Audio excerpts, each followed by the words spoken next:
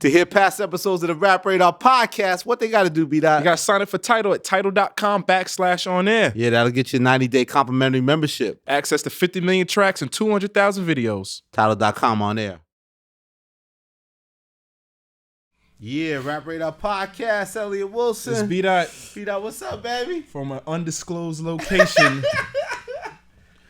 Two Chainz, thank you for having us in a very private location, man. Yes. Appreciate you, brother. Thank y'all for coming through. Absolutely. Yep. You know, it's family. I enjoy these episodes. I enjoy watching them. I enjoy being a part of them. So You said the play don't care who make it. that's right. What's that mean? When I say the play don't care who make it, it's kind of like a sports analogy when you talk about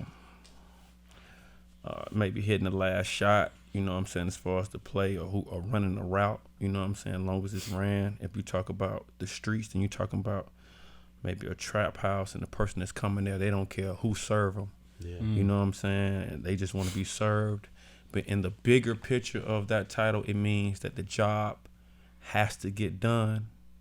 And the job itself don't care who do it. They don't care. The job has to be done. So when I speak about the play don't care who makes it, I mean the job is fulfilling and this rap obligation, this obligation to make sure the fans got quality music, a quantity of music. You know, it's a lot of stuff coming out, a lot of stuff being in and out the news or whatever, social media as far as the saturation. But when I say the play don't care who make it, the fan just want an eargasm. They just want to go somewhere and hear something. And that's why you have no real loyalty with fans anymore. It's just like whoever drop, they just want to hear something. You know what I'm saying? Whoever do this, they want to, they go. So that's where it goes. The play don't care who make it. Right. But it seems like you've built this legacy now where it seems like you connect with your audience because not only do you come up with creative ideas, but like it really resonates. Like your whole promotion, like the marketing promotion, even around the art itself, just feels special now whenever you drop a project. I think marketing is special. I think marketing is something that we had kind of lost sight of because people were just dropping, you know, tomorrow. And so when you drop tomorrow, you don't have to spend time marketing to the time you drop. So it was kind of like a lost art. But that's the fun part to me, you know what I mean? The thinking aspect, the having the consumer think, the following the paper trail until you find the treasure. That's kind of like what marketing is. It's like, where's he going with this? What's going on? And then there's a damn blimp in the air. right. You know what I'm saying? Go get Big Colin, check him. He's supposed to be coming. Yeah. So then it's a blimp. You know what I mean? So it's like. We tried to run up on the blimp. It was getting kind of dark at night. That motherfucker looking like a UFO. Like at night it looked like a UFO, but it's the aspect of like I'm hashtagging this certain acronym. You know what I'm saying? And people are starting to be curious of what this acronym starts there, and it's every other picture here. You know, for me, everybody does it different. Yeah. But for me, the creative aspect is doing that and knowing that I'm excited about getting into another rollout music-wise. You know what I'm saying? Pretty Girls Like Trap Music was very successful. The pre, during and post, I was able to capitalize off the marketing idea of it being named Pretty Girls Like Trap Music, of it being a trap house, of it being a pink trap house, of me using all those things to fucking get the community back, to change the connotation from a negative aspect in trap to some you know, semi-positive. You got a trap, but this bitch doing AIDS tests. They having church in the trap. It's like a community center. Yeah, so now it's like this negative connotation that everybody knows in the city, because this is where the term came from. Yep, trap house. Before, you know, EDM and everybody just started using trap loosely. Like the trap was in everybody's mind in the line. If they closed their eyes and if it was some computer that could paint the image of what they see, it's a one way in, one way out. It's dirty. It's places that people never been and won't want to go to. Mm-hmm. So I feel like that's why trapping, the term and the subject became so powerful, because it was kind of like the zoo to some people. Like we come through, we see the animals, we come through, we hear some dope stories about selling drugs, and then we can turn it off and we can leave. You know what I mean? But it's something that I can get ready for the club, go to the club, leave the club, get ready for work. Trap has this energy. I can work out to it. It has this motivational like denominator to it. When you talk about trap, it's really like go get some money, go take care of your. It's you know what I mean. Even though it talks about like you know some evil things that happen in a dope hole, it has like this underlining thing about you know it's like motivation. You know what I'm saying? Like even you know starting like where the path really came. You had like you know T.I. and Jeezy, but they were just artists at the time. Plenty of people were trapping at the time, you know what I'm saying? But to be able to paint that picture, to be able to articulate, what is this? Because what happened was, you know, I pulled up playing, you know, Raekwon. Classic Raekwon, Cuban Links. So what happened was, you know, I was in the group player circle, right? Yes, sir. Dollar Boy, the other half, he was like light years ahead of me. Hip hop knowledge wise and rapping wise. So it was funny when you said Liquid Swords because I go to his house one day, boom, boom, boom, and his mama answered the door. And you hear shoo, shoo, shoo, shoo, shoo, shoo, shoo, shoo, you know what I'm saying? The samples. I said, what the hell? So when you open the door with steps to go straight up to his room, and she said, that boy been listening to something. She called his name, he don't go up. I come in that motherfucker, ching, ching, ching. He going crazy listening to Jizza. So to me, it's like at this particular time, it's like ear pin. I'm like, man, what the hell you listening to? He like, bro, these boys hard, bro. You need to fuck with these boys, 95. bro. He like, bro, you need to fuck with these boys. He said, these boys trapping too. He was like, bro, they doing the same thing we doing. They just ain't saying like, bro, you know what I'm saying? Like, bro, he put on a Raekwon, you know what I'm saying? You know, these niggas acting like they, you know, snoring dust and everything. It was so relatable at this particular time. He like, you just gotta listen to this shit. This shit ain't like, this shit ain't like, you know what I'm saying? At this time, I'm super Atlanta. I'm Kilo, Sammy Sam. I'm only listening. I'm only listening to like Atlanta music. Yeah. I'm only listening to like Atlanta music and Memphis music. You know what I'm saying? Like something that make my trunk rattle or something. It might not have a lot of substance or meaning, but it sounded good. It was ear candy. Environment. Yeah, I was the guy that would argue with, you know, with somebody on my when I went to college on campus about Master P being hard, and it'll be you know you had a college campus where beat artists from New York. He said, "Yo, man, that nigga's trash." Right. You know what I'm saying? I fuck with you know. And I'm like, you crazy, but really, I'm not. We're not judging the same thing because he judging lyrical content. I'm judging the hustle. Absolutely. You know what I'm saying? Absolutely. But I don't even notice what I'm judging. I just know Home putting something out every week. Is doing numbers. Well, so you can relate to it. Yeah, It's boom, more, boom. Yeah. And he's like, you know, it's just, you know, not you, but somebody saying, you know, Jay-Z is, or you know, not, you know, so judging it by that standard. Yeah, because I wasn't put here to be no rapper. You know what I'm saying? This was just a part of my music. Was a part of my it was like a cinematic bed for my day for what I was doing. But with the play, it's you know it's compact. It's 4 songs. You give it to the fan. Was that your intention, just to make it a condensed like that? It's 4 quarters in the game. Hey? Right. Yeah. So right before halftime, we put out that Mama Proud. Right. You did what I'm saying? But we was like debating like which song is the hardest. Even you were saying like it's not even like here's the one record that's the clear single and these other records are like cool, but it's almost like you could debate which one of the 4 songs is the strongest song, right? I mean, like so Lamborghini Truck can't be really a single. It's more of a rapping record. I did that on purpose and called out a few names. Yeah. Why do that? That's such a dedication to Atlanta. Like why go all the way with that? Why not? I ain't, you know, like some people you get too big for stuff. And that's when things start going wrong. I'm not too big to acknowledge the fact that we've been running the game for over a decade. I named something old. I named something new. You know, I say people name who might think might be some issues or whatever might think it is. You know what I'm saying? Yeah. And I don't have a problem with anybody. You know, just shout out the homies. Yeah, it's so much money in the world and in this music business that we shouldn't hold our nuts on each other. No black as a culture period. We shouldn't hold out. We got to figure out a way not to be jealous of one another. So what does Young Jock owe you money for? So it's not a lot of money. Jock, where the camera at? Jock, you making good money, man. And then I heard, my girl going to work one day. She said, she hadn't heard Lamborghini. She said, Jock them on the radio saying, everybody owe you, like, try to throw it, brush it on the road. Like, what's up with Chainz? Do you own some money brushing on the road? It's light. I'm having it right here. It's $5,000. We're gonna do a $5,000 challenge. Pete, I get that man that money. You know what I'm saying? It's coming out the budget. It's 5,000, but he act like it ain't. So what happened was I had just did a record, and I don't want to waste my whole clickbait on this right here. So let me get to it real quick. Yeah, it's right quick. I did something for him, which I do for a lot of people, especially in the beginning of the game. Like Jock took me and Dog on tour with him, so he's from the South Side, so it's cool. I don't really have no beef. Wasn't there some artwork you was behind him or something? Yeah, I saw like I don't know what I did. I smoke a lot, but I do remember when people owe me money. Exactly. You know what I'm saying? And I remember I did something for him, and then I had to do something else for him, and then it was just like maybe what he said to me on the phone to make me do it. Like he sold it. Like this gonna be it. Like whatever. And I did it. Like, and I think people call me all the time to do verses and shit like that. And I don't think people know that I'm working every day. Like niggas just, you know what I'm saying? Boom. So, and I'm sure I can have texts in the list, but I have like, since I've been like hot 22, I have like maybe, listen to this shit. I have maybe like 40 swaps. Over half I never am going to use.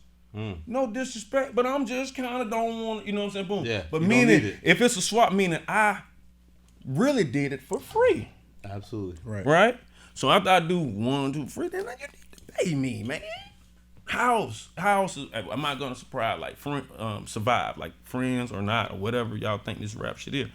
Just pay. So I like working with Pharrell, because he just says, just, pay me. And if I want to use you, pay you. I love that mentality. You know what I'm saying? Boom. Boom. You know what I'm saying? Just like instead of you can't do me like that. Yeah, because people get that twisted about the business. Yeah, like you gotta twist it. You have it twisted. You have it twisted. You know what I'm saying? You start to take advantage. The line gets That's crossed. how I feel, because it has no. It don't help me at all. Yeah. I'm giving you a look. Niggas know I'm gonna bring my best to. I'm gonna give you some bars. Lord knows you might want to do a video, anything. I'm gonna put this. I'm the drench guy. I'm gonna come looking like all this. Drench guy. Right. You got Chainz too. You ain't want it. So that's why I kind of am with everything. Right. You know what I'm saying? Like it has to be some kind of. We have to be able to reciprocate these favors musically. That's just how I feel for it. You can't just keep pulling. You can't. And then I'm accessible, which I don't know if it's a good or bad thing. I don't know if everybody can get Kendrick on the phone or something like that. But like, they gonna be finding me eventually. You know what I'm saying? Right. So, and you want to remain solid, but I hope they see this interview. Right. Yeah, but be proud of Atlanta. You wanted to represent for that song. That's what you said. That's not a typical song, but that came from a place where you felt like what you just need to acknowledge. And the beat too, it sounded like it was crying. Like, yeah. So I did that. Like Lamborghini truck.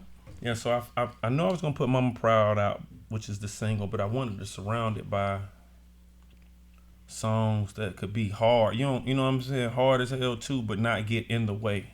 So Lamborghini truck is like the sample sound. I'm not worried. I'm just knowing that it'll satisfy my kind of titty boy fans who know I like to rap and get on those sample sounding beats. And so Street Run lives in Atlanta now, and I was like, I had some stuff I wanted to talk about. Like I called him. This dude pulled up, and I just did it in his face, and it was like, and I told him, I said, I need something that sounds like a sample, but that's not a sample because I'm putting it out next week.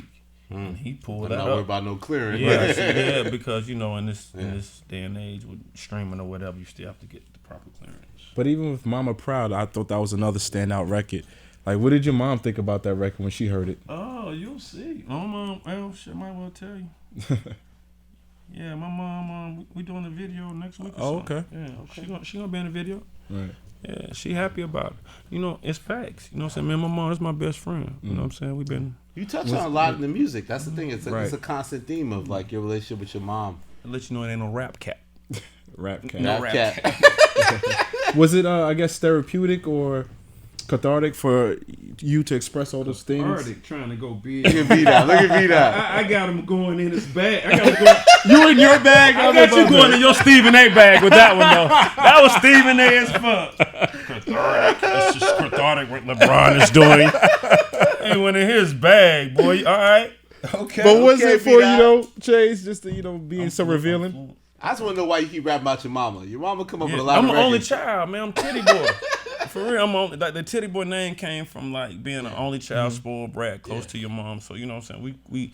we had each other back, still do. You know what I'm saying? We had each other back, still do, and so that's where it really came from. Does it bug you out that the writing still comes back to that a lot? Like, or does it go to that place? Like, how does it? I don't think I can run out of like people like how does like. You know, the album with the intro, with the second album, I thought that was probably the big statement you were gonna make about it with your mom. But it's like it comes back to that, right? Because there's some stuff that I still hadn't got off yet. Yeah, and it's probably hard. It'd be hard for me to even talk about without just going through a dark thing. And so, music for me is therapeutic. And so I keep going and just getting closer and closer to what I want to say and asking for repentance. You know what I'm saying? But I just done some dark stuff before. You know what I'm saying? And it's involved my family, and it's involved, you know what I'm saying? It just involved people that I love so much. And so I try to touch on it musically because you don't just want to just be rapping about materialistic things because it's very much a storyline. It's a part of my life.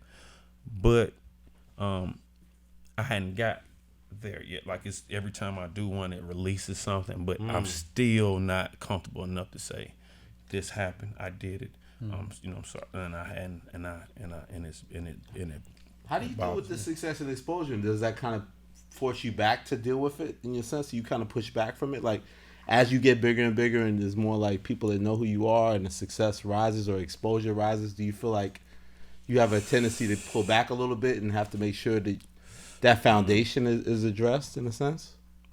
I think you always should have some foundation, some foundation. I mean, you obviously should show growth because do I sell drugs? No, I don't do any of those things now. But it was very much a part of who I am. I learned a lot from people that people would call J's or bums or whatever. I learned a lot from these people. I learned life lessons from people. I had a homeless dude tell me to buy all the cigarettes in the world. This was the 90s. He said, man, cigarettes gonna be 10 watts. He said cigarettes gonna be whatever. We was laughing. You know what I'm saying? It was a lot of things that people talked about because they have a drug habit or something like that doesn't mean they're not smart. So for me, it's just something that, and I have so many stories. Like I didn't do it for a show. You know, you hear these stories like I remember I grabbed one cig, I did it one time, and you hear that a lot in rap. I stood on the block one time. I stood on the block for years. Yeah, I went to college. I was with DTP standing on the block. You know what I'm saying? I'm just. You did what I'm saying, like that. I woke up, Golden Hitch. I woke up one day, I just went cold turkey. Ask him. I just woke up one day, boom, said I'm not selling bags no more. Right. I'm finna rap. You know what I'm saying? But it was like after God put these little examples, and that's why I always put Wayne on the pedestal. I don't give a fuck what's going on in his life. Like I ain't gonna never turn my back. I ain't gonna never blah blah blah. You know what I'm saying? Because of the things that he didn't actually say, the things that he did in front of me. Can we talk about that too? Because when we did the last time we had you on the podcast, this is back in the CBS era. Right. You started talking about, I got this thing with Wayne. It's called Collie Grove. I was at the end like, believe me. I was about to say that. Everybody got I was like, sure, you got a project with Lil Wayne. Good luck with that, Chainz. But it actually came to fruition. But you made it happen at the height of all this Cash Money Wayne drama. How does 2 Chainz pull that off? Only 2 Chainz can make that happen. You're right. You're right. But why was that so important? Because of that relationship? And were you so determined that no matter what, you wouldn't let the business stop that from happening? Man, I put the album out. I'm just going to be 1,000 with nigga. I put the album out. Shows go up to 300,000. I give him 60 of it. It's my album. He on a cover song. I give him the majority of the bag. Just off GP? Yeah. Because of history. I ain't even come to him with 50-50. Wow. Even the intro was really revealing too. It seemed like you really, like you said, put him on that pedestal. The intro is crazy. We talking about it. Somebody. That's why I put the picture up today. This was like somebody tagged me in the picture of like this old Magic City picture, and I said this was fucking 12 years ago at Magic City. You know what I'm saying, with me? So this says August 13, 2006. And then that song I say, remember, we went to Magic or whatever. So this was the actual night. You know what I'm saying? That when he didn't have security, I didn't need security. Like I'm dry, he riding in my car with me. You know what I'm saying? And then like a lot of those things, he probably forgot about, but I didn't. Right. Yeah. But it's just the album was good for both of us. We were able to do festivals. We were able to you're generate like a rap group, right? Yeah, like a rap group. Yeah. And then it's like you gotta pay the man what he worth, and you gotta pay me what I'm worth, and it was just good. It was good for business. It was good for the economy. It was good for hip hop.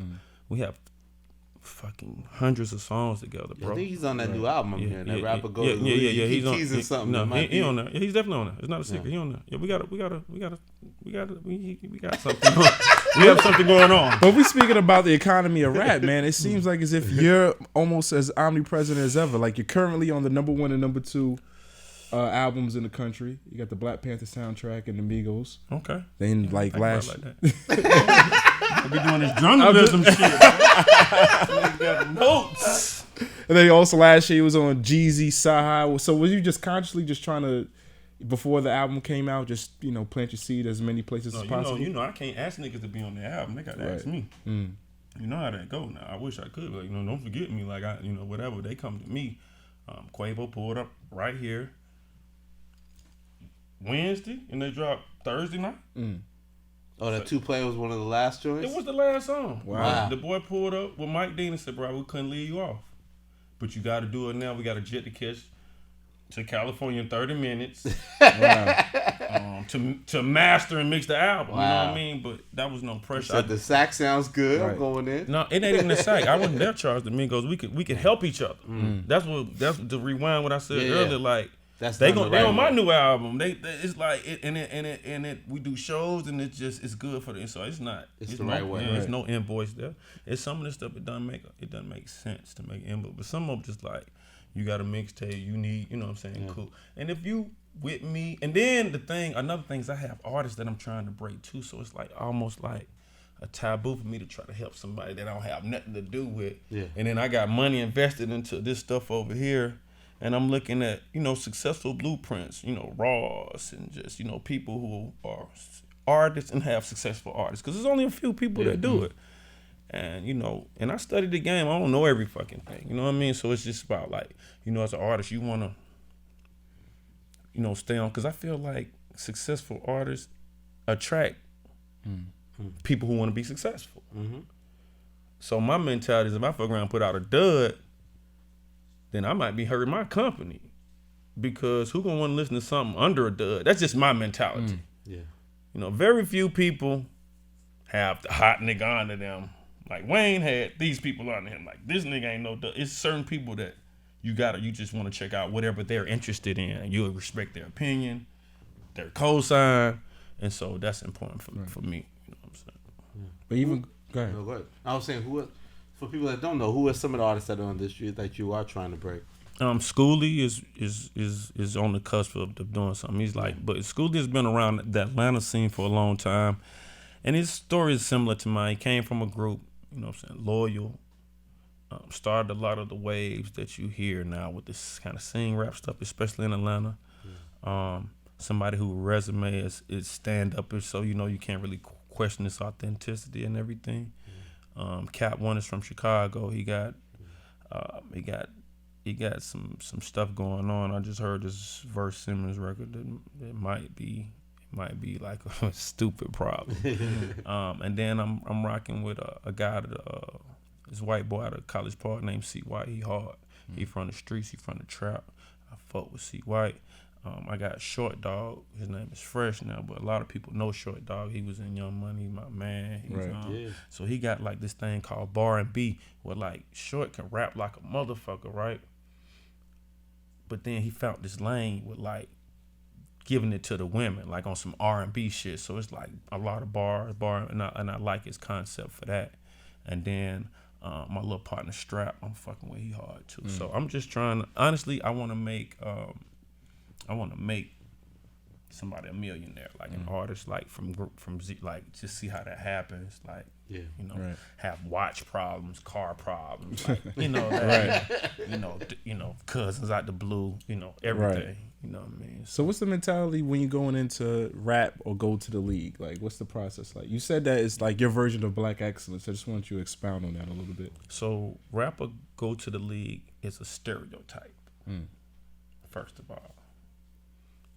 And it was only implemented in the black community. It's not one Asian that was told that you're gonna have to learn how to sing or play baseball, whatever the hell.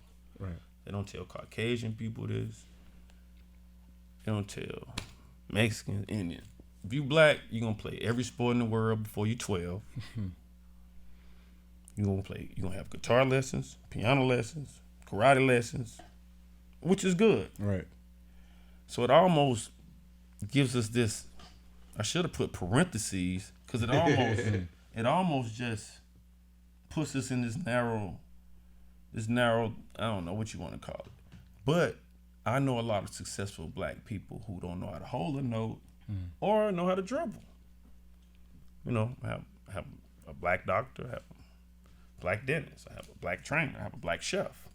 They don't know nothing about what to do. You know what I'm saying? All of this stuff. So it's like, and then you talk about people that paved their own way, made their own way. And so even though it's rapper go to the league, people know I can rap. People know I love basketball. Obviously, the title will suck in the whole league, which it should.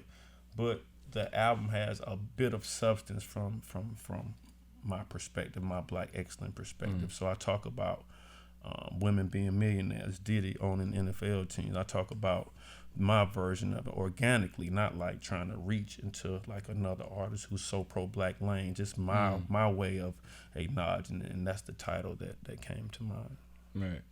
Was that like, I guess, what you were told growing up, like sling crack rock, or you got a wicked jump shot, that sort of mentality? I mean, you heard it in raps, but yeah, I definitely, I did that. I did it. You know what I'm saying? And that's why I'm trying to like share with, a few people that I know. You know what I'm saying? Like, you can't do it forever. Like people don't understand that trapping or slanging crack or selling weed or whatever.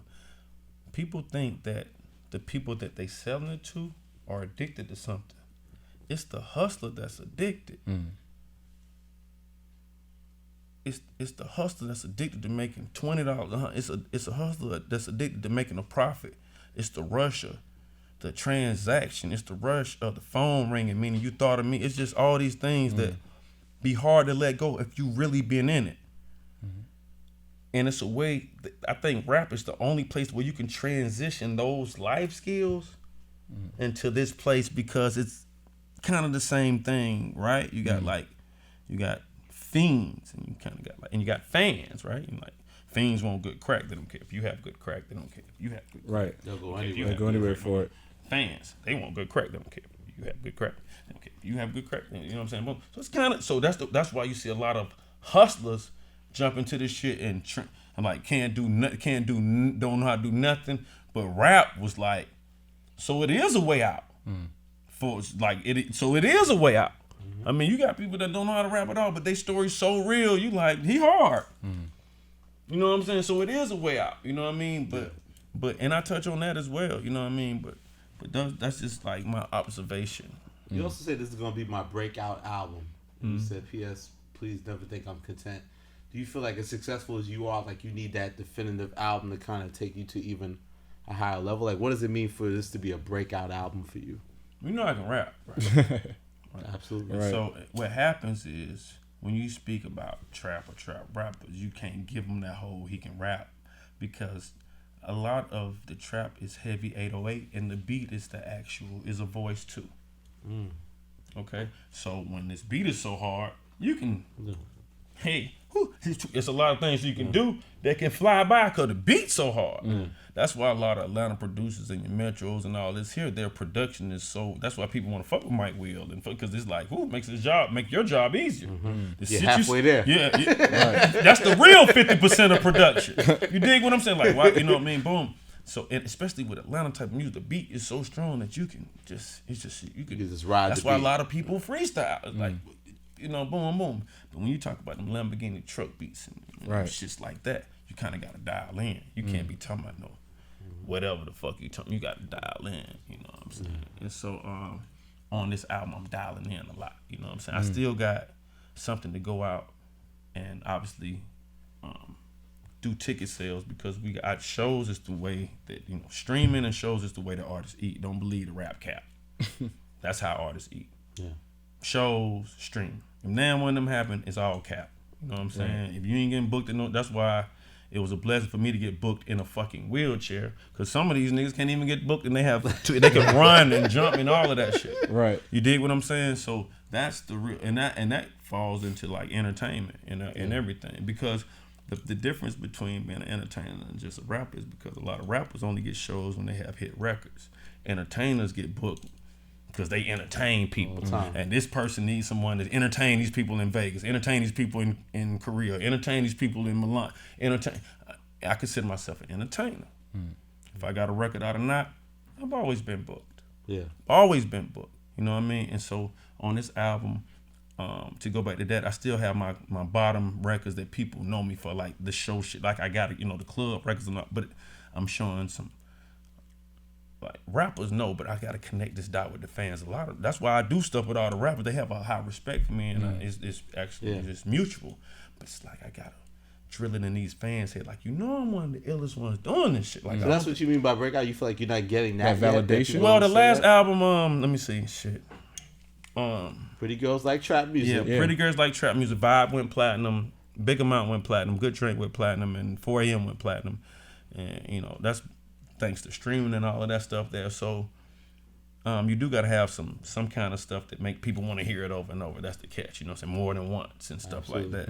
And so it was a good album and a breakout album, but it had the word trap in the title, which automatically put me back in this box again. You know what I mean? So and even Rapper Go to the League kind of puts me in a box, but it doesn't when I talk about Rapper Go to the League.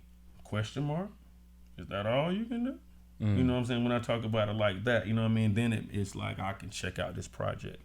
And with me, I want to explain the title. I want to explain the cover when it drops. I want to explain the titles of these songs and what it means. You know what I'm saying? I vision LeBron in the back of that damn Sprinter listening to it. You know what I'm saying? He supports the culture so much. Like, I have a record that I feel like he gonna be making a face and posting it. Like, you know what I'm saying? I try to see stuff through like that. You know what I mean? So yeah. So my record is like, I think I have. So the last album was strong to you, but it didn't reach the level maybe that you wanted? No, it did. So this is what happened, and I don't think I ever told anybody this. So on Spotify and now on Apple, you're able to see who your number one fan is. They have so much data that you can find out how many of your fans are males and females. This is the truth. I ain't never said this to nobody. Right? Boom. So before I put out Pretty Girls Like Trap Music, my shit was like maybe 69% males, which is good because niggas don't fuck with shit. But I'm like this tall, dark nigga who love women and the connection and all of that stuff. So then here goes the birth of this title called Pretty Girls, like my kind of music, trap music, boom, everybody should feel pretty. So that sucks you in. And then I do records like Vibe, which are super organic. It's not like me, and then it's like the hood R&B, like the cliche radio songs. Like I started doing organic records that could kind of sway that 69%. Maybe over, and I get my female fan base up. So it did that. You know what I'm saying? Pretty Girls Like Trap Music. It did that. It was Snapchat music. You can go look. Girls was boom, boom, boom. You know what I'm saying? I can sleep when I die. It's gym music. I go to gym. I hear niggas playing it. That's what that was. You know, balance. Yeah, that's what it was. A lot of the music is kind of like, everybody on fucking drugs and shit. You know what I'm saying? So everybody like, you know what I'm saying? Like, so my kind of music kind of gotta have a little energy to it. I got my laid back records, but like I want to have some energy, and I want to spark a girl to put on some fucking heels, do her makeup, head to the club. You know what I'm saying? I see a lot of that. You know what I'm saying? While it was on the stories and all that when I put it out, and that was the kind of reason for Pretty Girls Like Trap Music was to try to sway the ratio from it being 80% for it being a sausage fest. You know what I'm saying? I go to the show, like damn, ain't no women. But it seemed like as if you expanded a little bit. Like one of my favorite songs was Good Drink. I think 2.0 was better than the original. Yeah, but it had that had the choir with it and stuff like that. Did you know that was gonna be like a big record too? Oh, I ain't know. The record was done very quickly, very organically. Kanye was on tour, and Mike D needed somewhere to park his bus, so I had him park at the street execs at the other studio. Right. You know what I'm saying? And he just needed somewhere to park, so he got a studio on his bus, I got a studio inside. And the way that I record, and I don't normally tell people this, but the producers who know, is I make the producer pick the beat. I don't listen to beats 10 hours in the studio. I don't waste my life listening to 13 beats. I don't do that no more. I make producers, if they're not with me around, send me 3 beats only. If you're an own producer, I say, you know what kind of beats to send because you've been doing it. If you're not an own producer, I say, send me 3 beats that can get your mama a house. That's how I tell you. They gonna send the best ones. Yeah, they be like, oh, I got you. I know exactly what you send me though. Don't be send me no. This is I think it's kind of what you think. I don't have time for that. Yeah. Right. You know what I'm saying? Boom. And so Mike Some Dean made up beats. Yeah, Mike Dean made one beat, and for me, I don't write in there like that. I'm really into like just what God gives me at the time. And so on that record, he loaded up, and it was like, but he was saying that the Migos was on the way up there. Like, do you mind? They come like they cool. By the time they got out, I was done. Like, he loaded up, and I messed up on the weeds or whatever the shit I said about weed, cause the beat changed under boom. But I was already like halfway done, which it just flowed about my dad, whatever I said in the beginning, it just flowed, and that's what it made me feel. And then the shit is like way past platinum now. And then like Quavo them, they having a sauce right now too, so it was a cool thing. Right. Yeah. And Fallon, when you did the chorus, so then you go like, damn, we gotta do Fallon. Damn, Quavo can't do it. Who gonna sing it? Yeah, I'm not finna play like that. I can't. I'm like, damn, how we gonna do this shit? Oh my God, I go to thinking. We go to thinking. And I'm around Bentley at the time, Farnsworth, because we going through records, and Bentley actually picked out Watch Out. I'm just playing records for Ye one day, right? And we at Street Exes. It's Ye, Outkast, both of them. Yeah, it's Dre, Big Boy, Sci-Hi. Wow. You know what I mean? So everybody doing this fucking hard drive heat check. You know what I'm saying? Play a record. I play a record. You know what I'm saying? Yeah. I play this Watch Out. This shit ain't even got a second verse. This nigga like, let's go to the club now. This is, boom. Shit, damn near Ye was finna get on it. Ye and Dre. I'm like, this shit if I never really go. You know what I'm saying? Boom. Both of them basically say, bro, you really don't need either one of us on it. You know what I'm saying? Like this. So I do another verse, Watch Out, what was this? So I say, I fuck with Bentley's ear because this shit is platinum. And I do so many records that sometimes I just don't be knowing, to be honest with you, bro. Sometimes I don't be knowing. But I don't mind playing it for people who I respect. So I'm like, you know what I mean? Boom. And so when it came to the album, it was a couple of them. And he was like, I was playing him some shit. He was like, man, you ought to get a choir. Like this. It was basically the same people that Bro used on that Ye used on Ultralight Beam. You know what I'm saying? It was basically the same. So when they started fucking with me, I named them the Trap Choir because everything about me is that and was that. You know what I'm saying? So they came around me, like they was really not cussing and everything on tour. To clean up some of the dirty lyrics. Like they weren't just cap. They would go up there and not be cussing on stage. Like I would be cussing. Oh, you know what I'm saying? But they was like, I'm a choir. So I took 4 of them on tour. The tour was beautiful. They helped a lot, especially since I broke my leg. Can we talk about this tour? I don't understand what's going on. You dropped this really strong album. Yep. And then all of a sudden we hear you broke your leg. On the How ATV? did you break your leg right before a tour starts? Getting off of ATV. Oh, okay. Is that the most getting off of ATV? Not on it while driving. Getting off that bitch. Wait, what happened? How'd you do it? I mean, I had on slides, but I don't want to really blame. I don't really want to blame Adidas slides or nothing like that. But it was just crazy. Like I got off the 4-wheeler, and when I got off, I was kind of on the hill. Like the 4-wheeler, my leg was kind of on, and when my leg went back, it popped. You know what I'm saying? When it popped, I immediately jumped, like land on my hands, because my dad used to tell me to like follow my hands. So I tried to like follow my hands. When I did that, my motherfucking elbow came out of place. And so my elbow was like right here. So I was like, this is definitely broke. I'm looking at it. I'm like, this is broke. And I'm like, I don't have any blood, no scars, no nothing. You know what I'm saying? And I'm like, I'm kind of sitting on the ground right here. And then it's like somebody was right there like he good? And I said, I don't think I'm good. You know what I'm saying? So my cousin who was there, he was like, man, how you feel? I'm like, man, I need to go to the, I think I need to go to the hospital. No, when you seen this, you knew I had to go anyway. I'm like, I need to go to the hospital. My arm broke. So this is Sunday. The tour starts Wednesday. Oh, man. You know what I'm saying? I'm like, in my mind, I'm like, I can still do a show in a sling. So you think it's more the arm? But no, the arm, like the arm. So the ambulance can't get there for I don't know how many minutes. So the fire people came and they looked and they like, can't tell about my knee because it's regular. I'm just telling them I heard a pop. Like, but they looking at my arm like this motherfucker, looks retarded. Yeah. I go to the emergency room. They let me straight in. They give me an X-ray on my knee, and they say, no, they give me an X-ray on my arm first and say they can pop it back in place. Like, they can put me to sleep for 10 minutes and pop it back in place. That's what they tell me. So I said, I had my driver there. It was my mom's birthday. I won't forget because she had to come to the hospital. So I'm like, wow. He's like, we can pop it back in place. I'm like, I said, God loves me so much. You know what I'm I'm saying? ready for Wednesday. I'm like, nigga, they said they can pop this shit back in place. They like, yeah. So they like, let's do the X-ray on your knee. You know what I'm saying? They do the X-ray on the knee and say they don't see nothing at first, right? So they leave out the room. I tell my driver, God loves me. Like, I said, like, God really loves me. I'm like, bro, ain't nothing wrong with me. You know what I'm saying? Like, bro, these folks come back. Oh, they come back with the X-ray. Oh, dude, you have.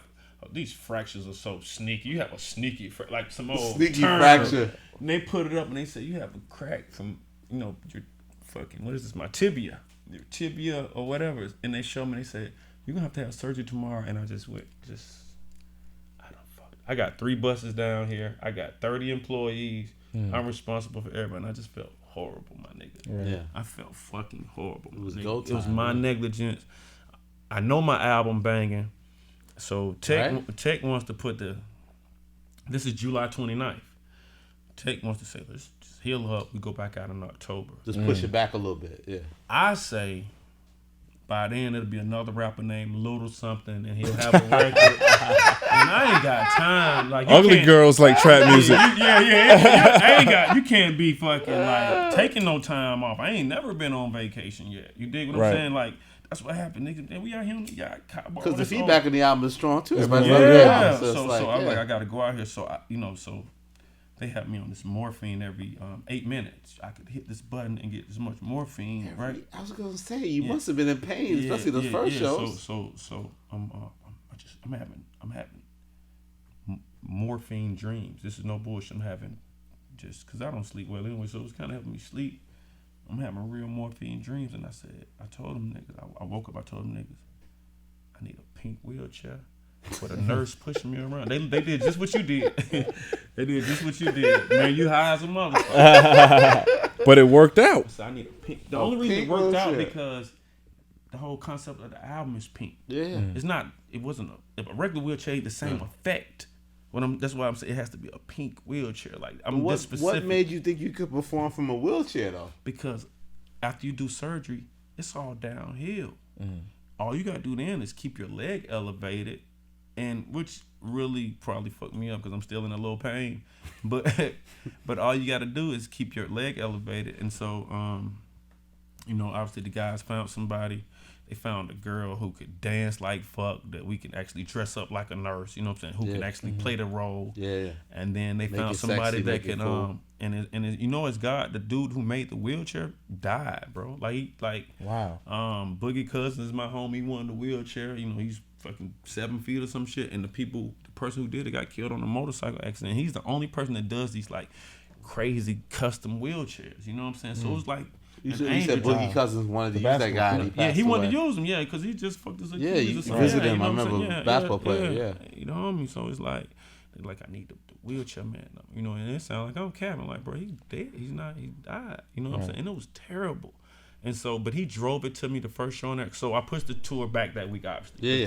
That whole week, I ain't even told nobody. I done broke my shit. So what's it like the first show, going out there with that wheelchair? I was. Cause I didn't tell nobody. I was. So some people saying, nah, they gon'. So people were saying, nah, they gon' fuck with you cause at least you came in a wheelchair. Mm-hmm. But I'm thinking they gonna be like, man, give my money back. This nigga can't Right. That's what I swear I'm thinking they gonna be like, yeah. Because I do move on stage. I'm one of the artists that work this style.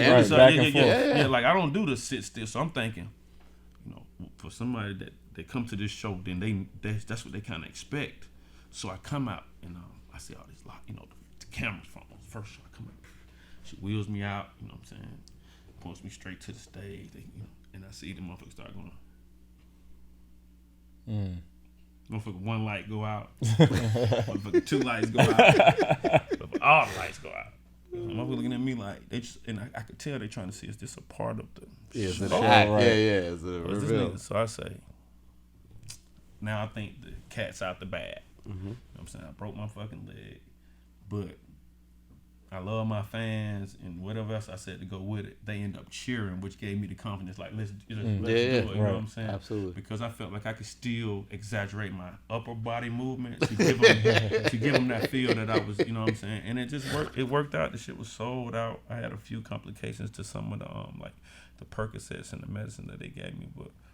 I was gonna say, were you in pain during it? Like to be able to deal with it? So I had a physical therapist with me, and she, you know, I would get therapy and record at the same time. I would lay down and record and get therapy for like an hour and getting therapy on your arm and leg at the same time is crazy.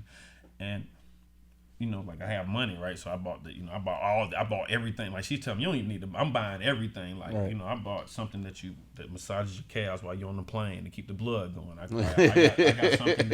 got something that's like 3,000. Moves your leg. Even when you sleep, it just keeps it moving. Like it's whatever it's you can do to help. Sleeping this motherfucker, but it moves at such a speed that you won't even know it. But it keeps it kind of lubricated. I bought that fucking everything. You know, I'm like I buy all these clothes. So you were still able to record though.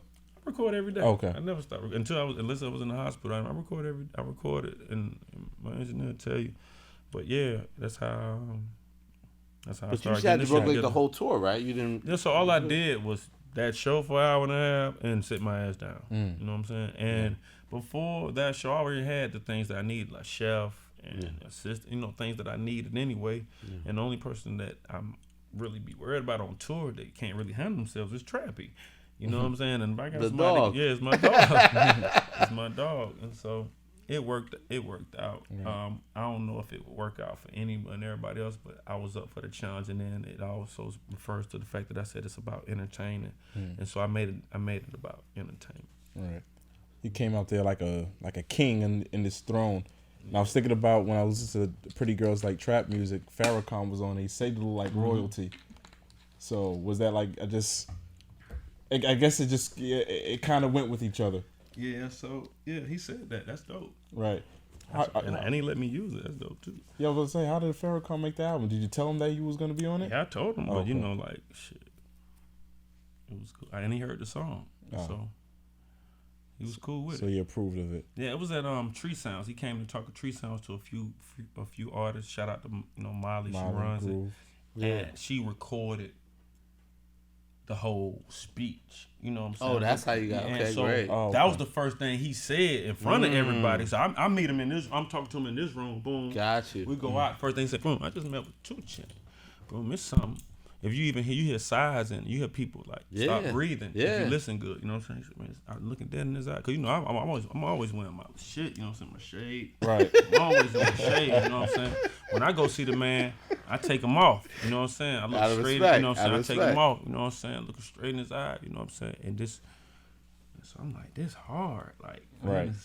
When he said, I said it was hard, but when she was like, she got it, I was like, that's even harder. I was like, it's hard. That's gotta make the album. Yeah, so that's how that happened. Have you narrowed it down though? Because I know you were saying for Rapper Go to the League, you was like 12, 13, 14 tracks. Have you narrowed it down? I think maybe 14. 14? Yeah.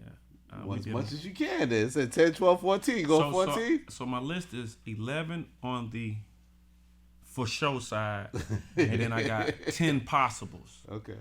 So what we've been doing over here every night is going through the 10 possibles to get 3. Yeah. But the 10 possibles so hard that we can't figure it out yet. Is it like a committee that decides which of reputable earlobes from the streets to successful people with a successful past and that knows what it takes, you know what I mean, and gets the pitch. Because at the same time, you might have songs that's jamming that might not fit the concept of Rapper Go to the League. So I can let that, you know, because I have songs that I sit on for probably too long, you know what I mean. But some songs I just know you can feel when they're timeless, and then you can feel when they're hits too. The song I have with Lil Wayne on my album, I don't even listen to it. I know it's a hit. You know, I'm like, boom, you hear, oh, this is gone.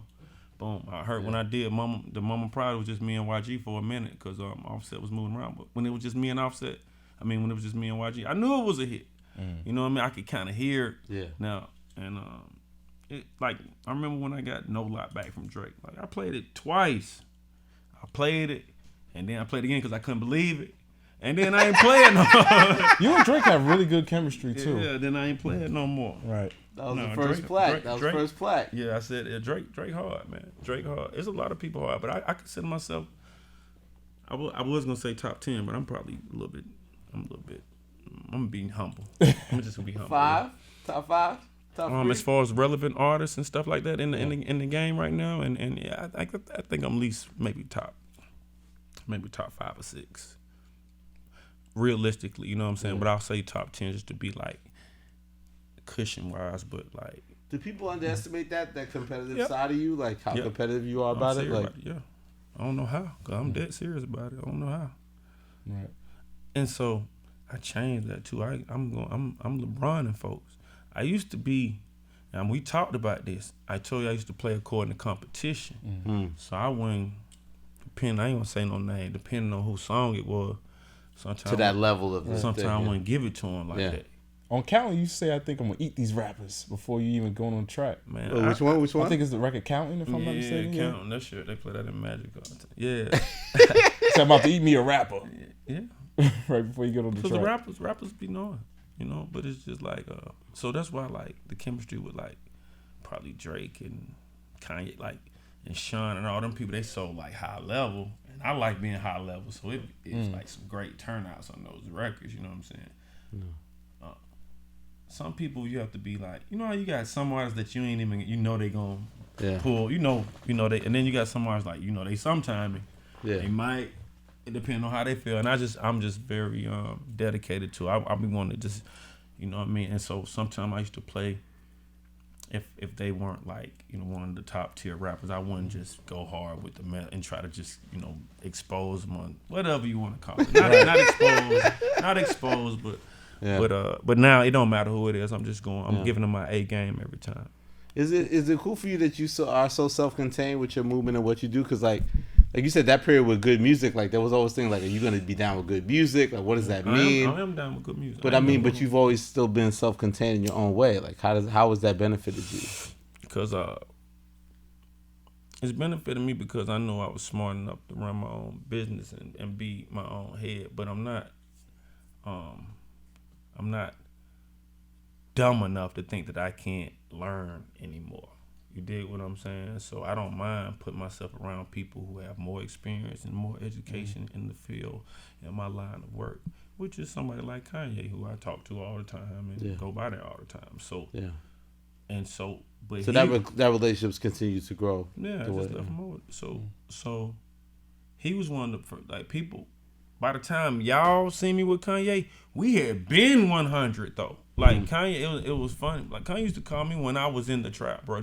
And I couldn't even tell niggas that deal with Kanye because I ain't want people to. I didn't even know how it would sound to niggas. They probably wouldn't believe it, right? This before this Kanye really told me, like, one time he was like, man, you know what I'm saying? He was like, I'm shit, man. I just heard your mixtape, nigga. He said something about making like either like some kind of scarves or something. You know what I'm saying? Like he was making clothes. He was like inspiring to make clothes, which was like, it was just crazy to hear. I didn't know the angle. You know what I'm saying? This is just like us getting to know each other. Our few phone conversations, because he used to call me from Paris. He used to go out there all the time and just talk about it and talk about you know, you need to come out here, and just like, I guess they was on the internet just looking at stuff that I had, you know, done. And at that time I was still with DTP, but I was paying for a lot of my own things. And then like Luda had this look of Conjure or whatever, and I would try to like, if I put that in, it would help with something. Just, you know what I mean? I was doing product placement. I was just trying to get out there, and he was an early adopter of saying, this nigga he's about there's something there. Yeah, there's something there. And like after talking to me on the phone, he always used to say, bro, you smart. Because like, I don't know, I always voiced my opinion and I always had some feedback on many different subjects, not just music. You know what I mean? And so we grew. We literally talked like last. So before we saw the Mercy and all that, that was already in the when I did Mercy, and we was at a Red Bury Motel in California, right? They do rinse out the whole top floor, and it's Tiana, Sahai, and it's like. And you know what I'm saying? Everybody got a suite, and one of the suites is a studio. You know what I'm saying? And I get there, you know what I'm saying? I'm excited, you know what I'm saying? But Kanye's not there. I'm thinking he's gonna be there. He's not there. Mm-hmm. You know what I'm saying? It's Che's there, you know what I'm saying? And so they like Che Pope. Yeah, Che Pope, you know what I'm saying? That he actually gave me the vibe, even though Murder did it. So Che's very much a part of what I do too. So I say, so he loads up something. He like, yeah, he wants you to do, you know what I'm saying, do this joint. And I kill it. It wasn't Mercy. I kill it, right? Boom. You know what I'm saying? Nigga say he wants you to do one more, right? Pull it up. I kill it. Nigga walk out the room. I hear him telling us. He said, yeah. He said, he tell hey man, he done with them motherfuckers. He said, man, what he say? I guess they like send him to me. Like I hear him. You know, I guess he tell him, pull up that other motherfucker. See what he do. They pull up Mercy. I kill that motherfucker. Oh, it was 2 before Mercy. Yeah, it's like I don't. Man, they got 100 of my verses over there. Oh wow.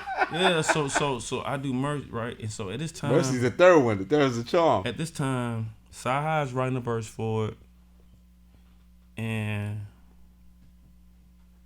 it's just Sean and Push, no Ye. You know what I'm saying? And the hook don't sound like that, and it don't sound like it's finna be no single. And I'm just trying to just rap because a nigga want me, you know what I'm saying? Yeah. Boom, I get a call. Boom, say they gonna drop that Mercy record you did. What Mercy? One records you did. Tomorrow's gonna be a single. I said, a single? Oh, wow. I said, yeah. So they can't send it to me. I say, nah, they can't send it to you. They gonna call you at 8 something and play it over the phone.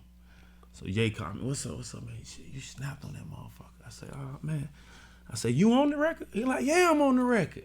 He used to use it as a pass so he off. say some real, this is how I know we brothers. He say, I'm gonna keep it real, I wanna apologize because I said Jordan in my verse and you said Jordan in your verse and you did your verse first, you know what I'm saying? But you know my verse last on the song. so just between me and him, he kept one like I say Jordan in mine because I say money tall like Jordan. Whatever he said was a Chicago connotation, but it still worked out. He put me on it, and it was one of the things. And then, like no lie, knocked Mercy off #1. So it was just when you just in your bag, it was just. We talked about that period where you was just like it was just untouchable. But it's like the new kid at school. That's how it goes. You know what I'm saying? And then the second year the kid goes to school, he don't get all the pussy. He don't get. He's still cool if he's cool, but the new kid gets, especially if he's cool, he gets a lot of attention. You know what I mean? And so it wasn't exactly that I was new. It was just like the light was on me. You know what I'm saying? Absolutely. Like I wasn't behind anybody no more. I'm just tall, black, confident. Like, you know what I'm saying? I'm wearing all kind of vintage pieces, Chanel. So I'm searching for vintage. I'm knowing I'm having style. I know I'm, you know what I'm saying? I know I'm on my 3rd, 4th pair of Cartiers. You know what I'm saying? I know what's going on. You know what I mean? And should have never let you in. Yeah, should have never let me in. So then it just worked out. I started using relationships and I started using transparency to get where I'm at. Just like accept me as I am. A lot of people fuck with that. You've been really transparent in your music, especially on the intros. I remember on Pretty Girl Like Trap Music on Saturday night, you talk about the relationship with Ludacris, like that he charged you to leave DDP. Like, were you surprised by that move? No, it's business. That was business. That's a good question. I guess I was a little surprised, but now that I know it's business, I have to respect it. I mean, I might not, and people do business in a different way. You know what I'm saying? I saw my forgive me, nigga, damn, making me cough and shit. Tough questions. I saw Maya Angelou says that when you bitter, the bitterness actually eats on the host. You know what I'm saying? And I think I used to be kind of bitter about everything.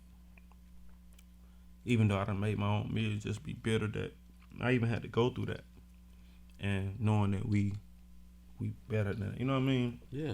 And so I took the bitter, I just stopped being like, I just, you know what I'm saying, took it out my heart, you know what I'm saying? Because I used to be bitter about the situation because I came to him, I ain't try to be sneaky like, you know what I'm saying? I'm sure they probably thought I was going to sign the cash or whatever, but I knew I wanted to just be on my own, make my own decision, just need a reset. So it ended up working out, you know what I'm saying? So for me, like I talk about my past a lot, so like DTP was very much a part of my past. So like Luda's name may come up, but it's not. I ain't never dissed the man ever. Right. Yeah. Anything I ever said was the God honest truth. Yeah. You know what I'm saying? Whether it was supposed to be out or not. Yeah. You know what I mean? So I ain't just like use a metaphor to describe a nigga's personality. I ain't do none of that. It's like straight facts. So that's all. What's your relationship like now? these days? When we see each other, we dap each other down. You know what I'm Okay. saying? I saw him at the All-Star game. He performed. I told him he did a good job. Right. You know what I'm saying? It's short and sweet. You know what I'm saying? You know, and then you grow up. It's like, you know, new kid at school, people grow. New kid at school, then y'all graduate, and everybody that graduate don't really keep in touch. Except people who, you know, you got them nosy classmates that keep in touch with everybody they know. You know what I mean? And that's not me. They were saying like a lot of it, like you see, like with the Oprahs or the Will Smiths, like that positivity is important, right? With success, like, do you feel that way? Like you have to stay positive about stuff, like you said, or not? Yeah, man. Oprah, allow yourself to be bitter, like Khaled, all that type of stuff. Khaled, a lot of those people attract. A lot of those people attract positive things. You know, this is real, right?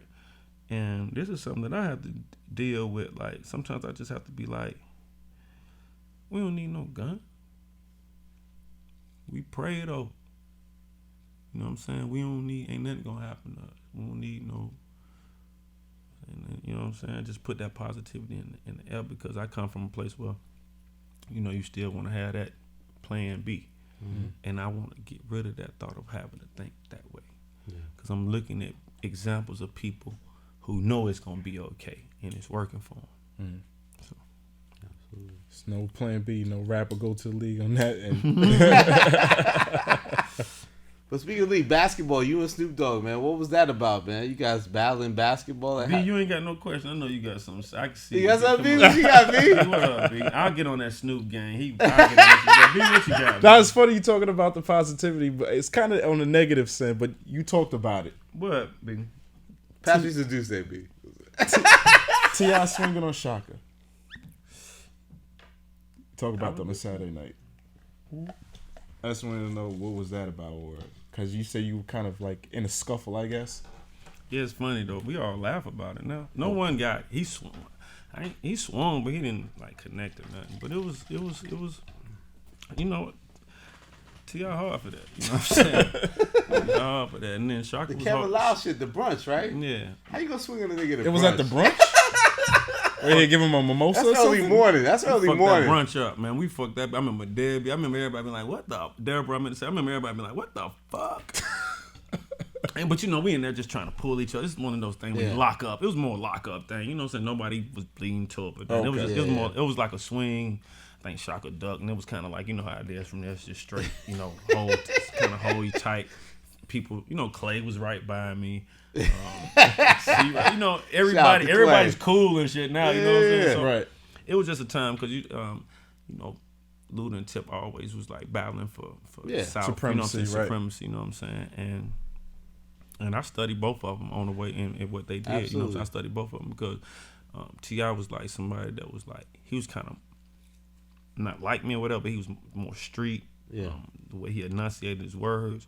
Chris was from a radio history, so the way he, and not really from Atlanta, you know what I'm saying, but here, so he does, you know, the way he breathed, the way he can make his voice range from way back there, you know what I mean? Yeah. The way he does pronounce, you know, I'm a student of this shit, so yeah. you know, anytime I was around, I was still learning from both sides and try to balance, like, you know, that whole thing on how to really like.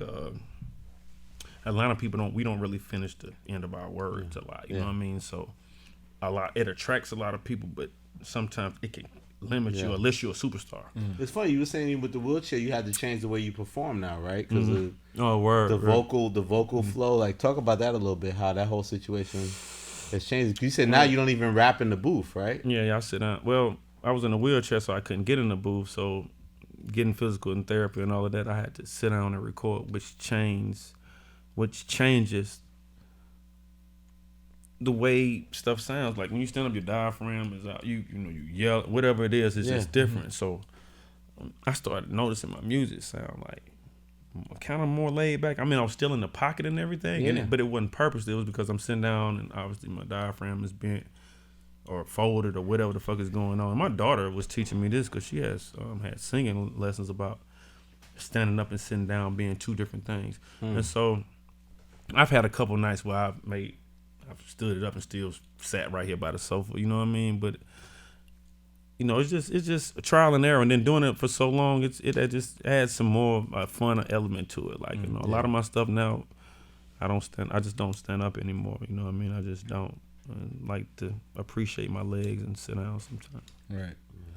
Being on Def Jam 2 before we get out of here, you know, there's a regime change. Is it? Shout out my boy Rosenberg. That's your guy, man. You giving him records. What's going on? That's my boy. Why is he your boy? That's our guy. That's Rap Radar, baby. That's What my we boy. doing? My boy. I went to go see my boy. We sat down. My boy know I want to win. He want to win. He get it. And I came so prepared. He go to, you know, I tell him, come to him, name of the album, cool. I ain't doing no billboard, ain't doing none of that. Oh, man, what you doing? So I'm doing a blimp. We don't need nobody handing out flyers. Oh, shit, let me go get somebody. You ain't got to go get nothing. We got it all right here. I want to do this. I want to do this. I'm going to do this. And so that has to be impressive when somebody knows what they want, how they want it. Right. Going on. So it's like, let me pull in these other people so they can see your ideas. Now, see, I don't know what other artists got going on. I've always been my own A&R, my own, with all that shit. You dig what I'm saying? My own creative direct, all of that stuff. You know what I mean? So our meeting was so dope and cool that we saw out of our own thing. And I wasn't, you know, coming in asking for, you know, over the top stuff, ask for things like tools that I need to get to work because I'm hands on. I need to be able to get to work. You know what I'm saying? And man, we have everything was very clean. I said, went very well because, you know, I just done some business for him for Eminem anyway, you know what I mean? And so this whole thing, you know, he kind of had to put that album out. And he talked about it in the meeting. He had to handle M before he could actually take the job because that is a whole job in itself, you know what I mean? Sir. But M don't come but every, 6-7 years. So, you know, it's after that, you got time to do something else. And, you know, that's kind of what he wanted to do, have something to do when M was on downtime. Yeah. And so he said he wanted to run a label. And then he talked about, you know, when you attach to something, you kind of got to, so like the label that they had with Eminem was kind of a little bit more boutique. You had to kind of get an artist that kind of had a little Eminem DNA in them. Right. You couldn't just get a young guy, a girl, or boom, boom. So with Def Jam, you're able to kind of get little pieces of puzzles, and I think that was kind of interesting for him because it's a new challenge. Yeah, and I recognize that. Yeah. Let's make it work. Let's make it pop. You know what I'm saying? This is Def Jam. Niggas know who came through this motherfucker. So you feel like it's a new energy in the building, like? Yeah, it's a new energy. Now, you know, the last energy, I'm not hard to work with. I just like, I do recognize that some of my records should have been probably number one. You know what I'm saying? Like I put some good records in the marketplace, but I'm not. I don't be crying over spilled milk. Right. You know but you're one of the high profile artists on the label, and I know you made business moves to empower yourself, right? I keep some bills. I pay some bills over there. I pay bills over there. Right. Talk about everybody that growth with that. Like you're like the upper tier artist on that label. I am. You talk to me. What you think about it? I mean, I talked to Tech. There might be some changes business wise. You have to get things right? Yeah, you know but I always had like a damn near football contract. I had so much leverage when I got my deal. Yeah. I had one of them old Ricky Williams kind of, you score a touchdown. I had one of them you get here. Nigga, I had all kind of bump. My shit was like, first nigga said 360, I left. Yeah. I ain't gonna expose him. I walked out of 360, call the driver.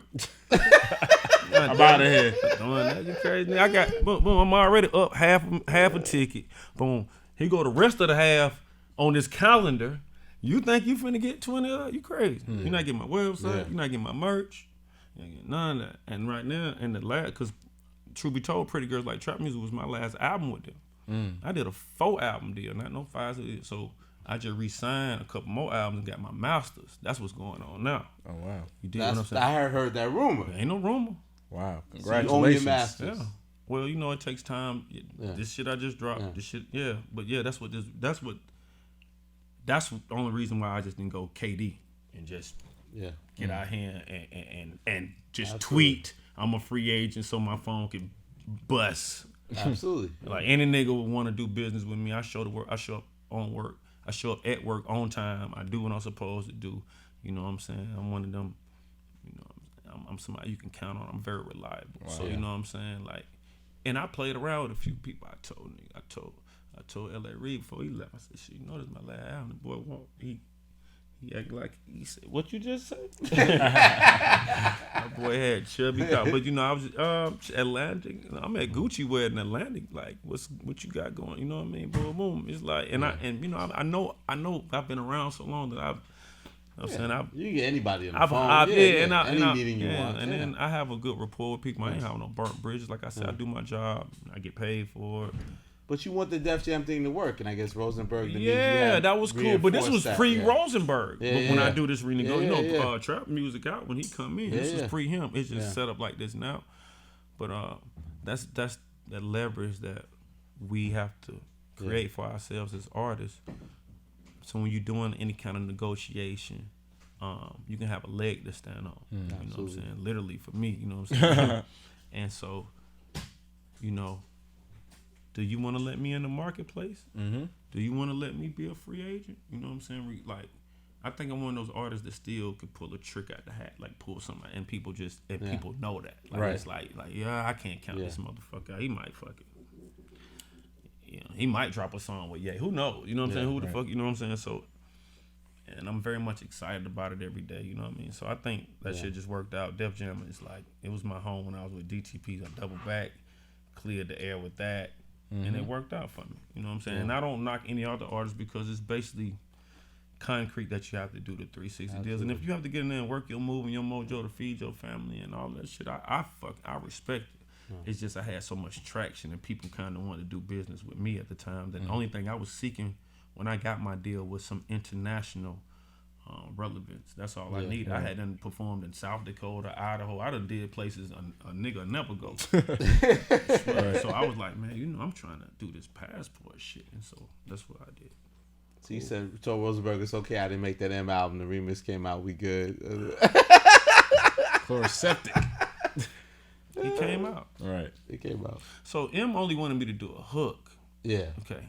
This is the last quick story. Where we go? Story. All right, a long time ago. Marshall Mathers. Before that, this is when I'm with DTP. Okay. Luda had a song with UGK, you know what I'm saying? But he had did this hook and he had wanted Pimp C on the hook. And Pimp was like, I don't say nobody else hook. Like it wasn't disrespect, like he only say his hooks. And I use every experience and I just keep it. Boom. So, 15 years later, whatever, boom, boom. I get over to Eminem, and he want me to re-say his hook. You know what I'm saying? And I ain't never did that. But he one of the illest niggas doing it, so I'm thinking about it. Absolutely. But I ain't really, he damn near coming in the booth. Dude, your voice you be, and I'm just. So I said, man, I want to rap on this motherfucker. I want some smoke. You know what I'm saying? Like, I want to rap with Eminem. You the best nigga in the world. I want to rap with. Fuck all this hook shit. Let me get it off at least. Let me get one out. You know what I'm saying? Boom. So the niggas say, shit, what you need to do? I said, I don't need nothing but this joint. And, I couldn't smoke around him. You know what I'm saying? I said, where can I smoke it? We at Rick Rubin crib and shit. Say, you can go out. Them boys so cool. They put the speakers outside. Let me smoke my joint. Wow. And goddamn, I go. Speakers outside? So I go crazy. I do my verse. And then it was easy for me to try to do the hook, but I still don't think, just knowing me, I think my outside was like, I'm doing the hook, but I just know me on the inside. I was like, man. But his hook was hard. Like the hook I came, because I tried, like, I don't want to hear his. Let me see if I can come up with one. I Chloroseptic, okay, I get where you're going. He has metaphors, inside metaphors, inside another metaphor. So I was like, okay, I get it. And so, the song comes out, we have the same lawyer, so I'm already looking at I already know I ain't on the album. I see, I ain't make the album, huh? Oh, so you knew already? Yeah, I knew before everybody else The knew. internet didn't tell you. I knew before everybody. I started to tell the internet. You know what I mean? And so, because some cats find out through the internet. And so I had already spoke with Rosenberg because he called himself damn near slick, kind of checking me for mentioning it in the interview. M like to keep everything quiet. You know what I'm saying? Boom. So I go to saying, damn, don't take me out of the song then. You know what I'm saying? I'm like, bro. So I hit him with the real rap cap. Right. Man, this nigga the GOAT. I'm excited. What you expect me to do? You know what I'm saying? Like, you know what I'm saying? But it's no disrespect. I won't mention it again. You know what I'm saying? Boom. Shit come out. I listen to it. I'm even trying to see if they gonna use a piece of my voice. See if I got any pub on this motherfucker, you know what I'm saying? And it ain't. It don't come out. Boom. So I call back because Mr. Porter hooked it up and I say, my nigga, you'll get my verse. That shit hard. I use it. You know what I'm saying? Cause that's the only verse I left it on their hard drive. He said, no, we gonna use it. We got a plan for us, man. 1 week.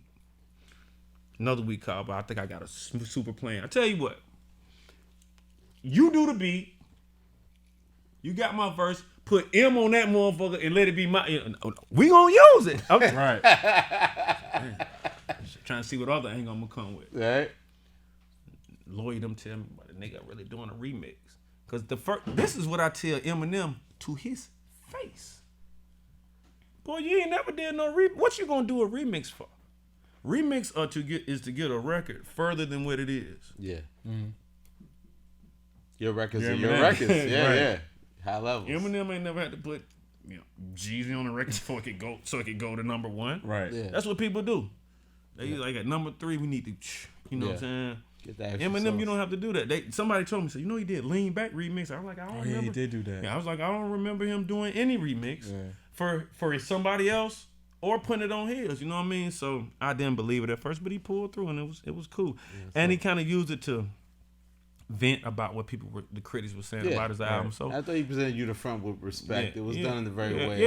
No. I'm appreciative of it. You know what I'm saying? He knows I'm appreciative of it. You know what I'm saying? And like, like being in the room with this guy and talking to this guy, like hearing him explain what he thinks of me. Oh my God, it's priceless, my nigga. Yeah, right. It's priceless. This nigga is priceless, my nigga. This nigga was like, I don't even want to say, I don't even want to put it up. Come on, it's Rap Radar podcast, baby. No, I don't want to do that. but he said some things, and I'm like, bro, he's talking about videos I've done. You know how you don't even know if people see certain things. Yeah, right. They people are watching. Yeah. When you riding the bike, that shit was hard in the video. So I go to trying to reciprocate the cap. Now that time you did that was hard. You know what I'm saying? I gotta try to do that, try to change. Like, you ain't gonna just cap me. Like, you know what I'm saying? So, you know what I'm saying? It happened, man. I work with all the greats. I work with everybody in the world that's great except your boss. Jay-Z. You want that Jay-Z? You gotta be my boss? Hold on, ain't this shit on TIDAL, right? Yes, sir. That's your boss. I mean, in a good way with your peer. Man. Your peer. He's my boss, technically. Your peer, you know what I'm saying? I don't own the title. He owns it. It's all good. He called me. He called me too before I signed. Please, what happened? I don't know if I should tell that. It's title, baby. It's the boss, man. Come on. He called me though. He called me. Tech about to text me like, we gotta cut this part out. No, it's funny. It's funny. So it's funny.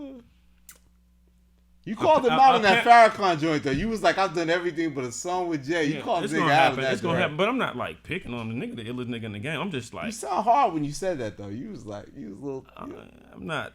All right. Listen now, you fuck around and get into some shit fucking with the boy now.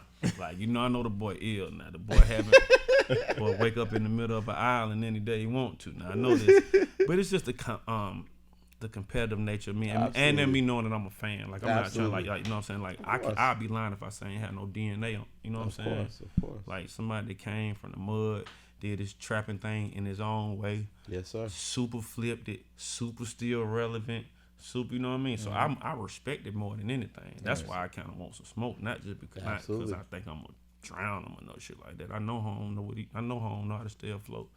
You know, I ain't even coming that way. It's just something to add to my my discard, my resume. Right. You know what I'm saying? Like, that shit look good. Like you know, he's done records with a lot of people. Like, a lot of, and I think he just kind of chooses who he thinks is a reputable person that he leaves his, you know, legacy with. And I think I just want to feel that importance. You know what I'm saying? And be given that opportunity. But it's like, if it don't happen, I'm not gonna lose. It's just it's like part of my bucket list shit. Like, I want a dad. I still hadn't got my Rolling Stone cover. I have a real bucket list of shit I'm in this game for. Nah, I got it. I'm gonna manifest it all. You know what I'm saying? But that whole verse is a part of my bucket list. It's not like it might, if it don't even come out, just the fact that if we could rub elbows in this environment, not no Senate, even like, you know what I'm saying? Absolutely. Boy, Eminem walk around with a notebook. We right here. We like.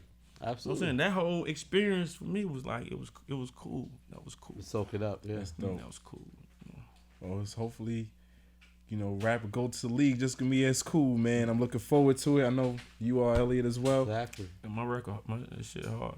We gotta see the blimp one more time before the album drops. Yeah, we had the blimp out. It's on the West Coast. You know the blimp, like, that shit take. Is it going on tour? This shit takes, man. You know the fastest a blimp can go, man. This shit is crazy. This shit go like 50, 60 miles per hour. Man, it take all day to get somewhere. Oh, you man. know what I mean? So, like, that motherfucker took a couple weeks to get.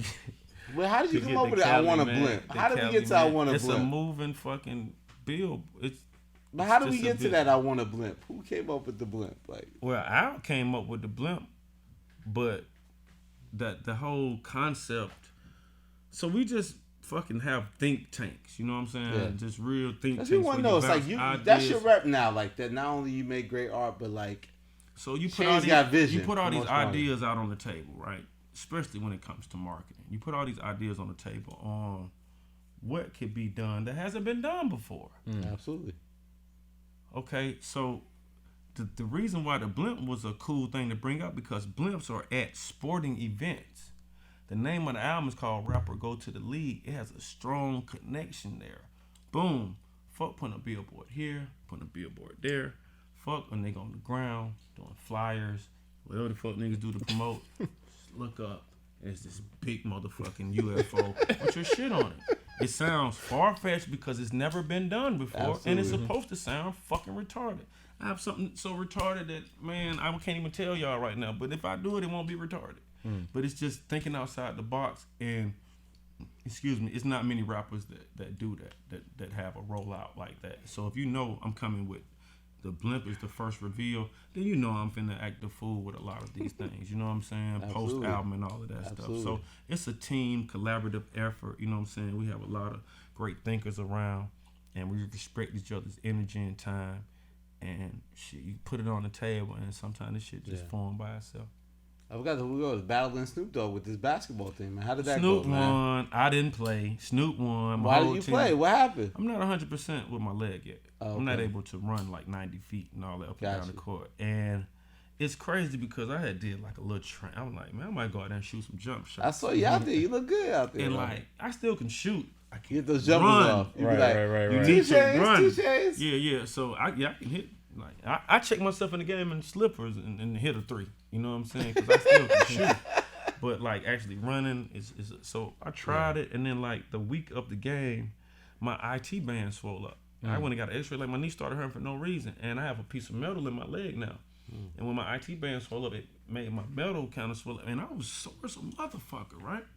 And I said, this is a sign from God. He don't want me to get out there and hurt myself. Like I get out there and just get to it. Like I'm very competitive. I get out there and trying to like take it to Chris Brown or some shit, and you dig what I'm saying? So I didn't play, but Snoop had a great team. It was good for the culture. You know what I'm saying? absolutely. It was good. Like Good to have all these. energy. It was great energy, and then like it was packed, and then Adidas did a great job of putting the creatives in the right spot. Like Pharrell, he designed the basketball court.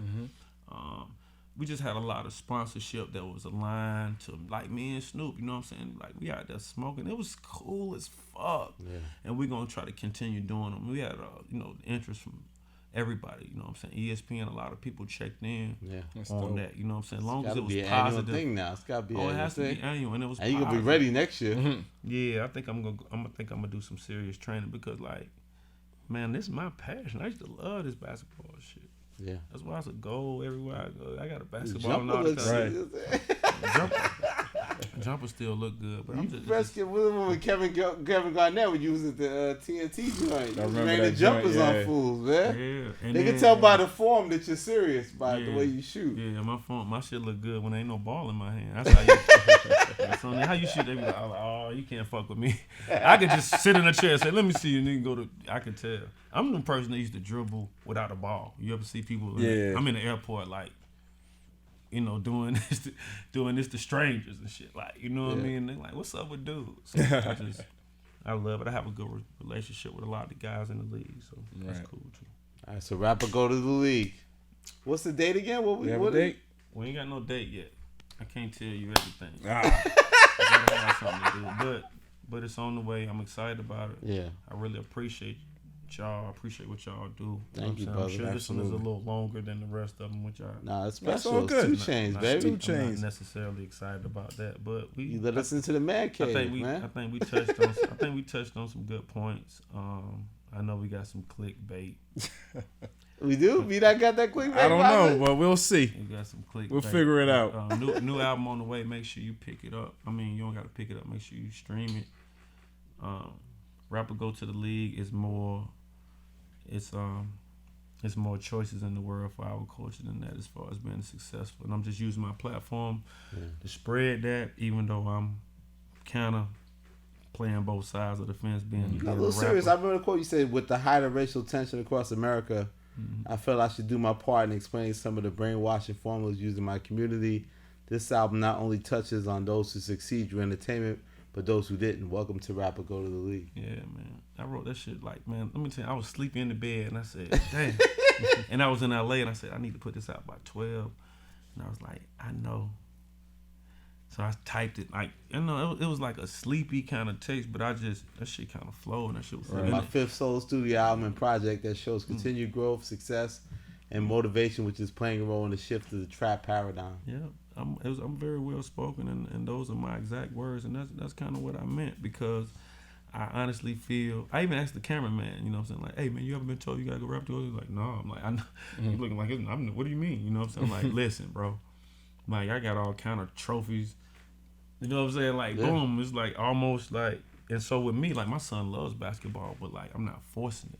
Yeah. My kids, I see you saying that. You being very careful with that, right? Yeah, my daughter's You say he's studying defense and shit. My daughter's tall as hell, but she came home. My daughter was doing fencing at school. Like, I didn't even know they do fencing, yoga. And so it's like, I'm down with that. I'm down with, like, being able to do more than one thing. Right. I'm down with that. And especially having this right here. You able to have, like, when I can't run for real, I still know I built up a lot of this up top to be able to carry me further. Yeah. Dope. We're going to keep going further, man. Absolutely. Chainz, thank you, brother. Chainz, thank you. Appreciate you, brother. Thank you, man. Rap Radar Podcast. Y'all get the fuck out of here. We out of